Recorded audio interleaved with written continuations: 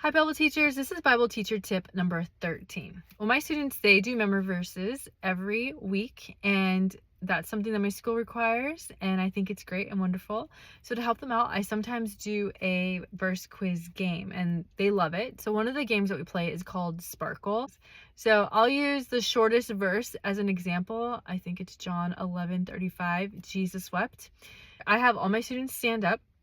This first student, they'll say Jesus. The second student will say wept. The third student will say Jesus wept. They say the whole verse. And then the fourth student says sparkle. And then the fifth student sits down. So anytime if like the first student forgets what the first word is, they're out. So then the second student will start with Jesus. And then the third student will say wept, and then the fourth student would say Jesus wept, and then this person would say sparkle, and then this person would sit down. So of course, if it's longer, if it's a really long verse, I sometimes split it up or else it could take forever.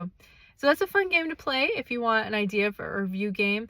Another game we do is I take like a ball and they like throw it to each other, and they'll say like Jesus, and then the next person is wept, and then the next person, so it's kind of like sparkle, but instead they're like throwing a ball. Let's say it's John 3:16. So somebody's like throwing a ball, like for, and then God, and then so loved the world.